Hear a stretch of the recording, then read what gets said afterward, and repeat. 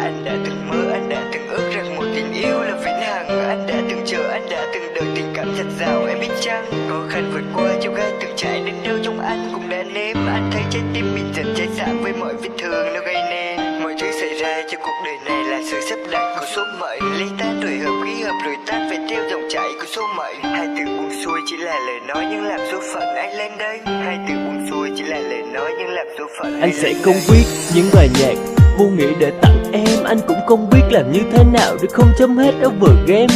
Vì đơn giản ta không cùng suy nghĩ nên đành chia cắt đôi đường ra. Giờ chỉ mình anh đứng lại đèn đường dần tắt, đưa người xa. Hạnh phúc bình yên giờ đối với anh thật là xa xỉ. Kỷ niệm hồn nhiên giờ xa quá, cuộc đời người ca kệ đến lên. Đôi nhạc buồn trên phim dương cầm, khúc tình tan người đi đâu mất cho hồn anh dang dở lúc tình tan. Còn nhớ em từng nói là không bao giờ buông tay anh ra. Sao bây giờ ngoảnh mặt mỗi bước mình chia tay nhau anh nha. Câu nói buông nhẹ nhàng như cơn gió thoảng qua.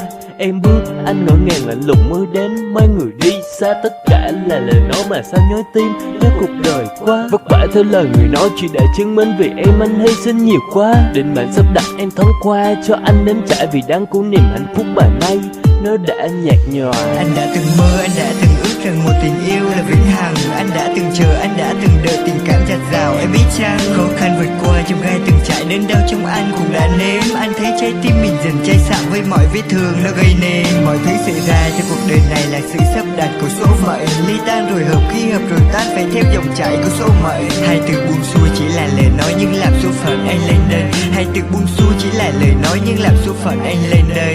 Cơn gió thoáng qua cuốn chiếc lá sẽ lìa cành. Anh có thể yêu nhưng không thể níu. Giờ đành nhìn em xa anh. Đến được với nhau là rất khó. Đoạn đường đang bước giờ chia hai. Kịch bản hạnh phúc mà ta đang viết. Giờ một người đã dừng lại. Một câu chia tay là có thể ngoảnh mặt quay lưng để rồi em cất bước. Tình cảm lâu nay anh với em đắm say nhưng giờ đành tan như bọt nước. Một người cố gắng, một người no. Cũng như cancel anh hiểu. Dù anh cố nắm nhưng em cứ buông. Tỷ lệ nghịch trong tình yêu. Một cái buông tay dù rất nhẹ nhàng nhưng em đâu biết anh rất đau. Dòng lệ ướt ra dù anh đã cố gắng cắn chặt đôi môi tim vẫn đau. Một năm hai năm mình hạnh phúc đâu bằng giây phút mình mất nhau. Kẻ khóc người cười giờ anh mới biết đó chỉ là sự giả tạo. Em nói bên anh nhưng không được hạnh phúc thì cho anh hỏi tại vì sao. Tình cảm lâu nay anh đã dành cho em chẳng lẽ không bằng người đến sau. Hạnh phúc thoáng qua rồi tan mau như một bức tranh đã phai màu. Cuộc sống là thế, tình yêu là vậy, chấp nhận yêu sẽ phải đau. Anh đã từng mơ, anh đã từng ước rằng một tình yêu là vĩnh hằng. Anh đã từng chờ, anh đã từng đợi tình cảm chặt rào. Em biết chăng, khó khăn vượt qua trong gai từng trải đến đâu trong anh cũng đã nếm. Anh thấy trái tim mình dần cháy xạ với mọi vết thương nó gây nên. Mọi thứ xảy ra cho cuộc đời này là sự sắp đặt của số mệnh. Ly tan rồi hợp, khi hợp rồi tan, phải theo dòng chảy của số mệnh. Hai từ buông xuôi chỉ là lời nói nhưng làm số phận anh lên đây. Hai từ buông xuôi chỉ là lời nói nhưng làm số phận anh lên đây.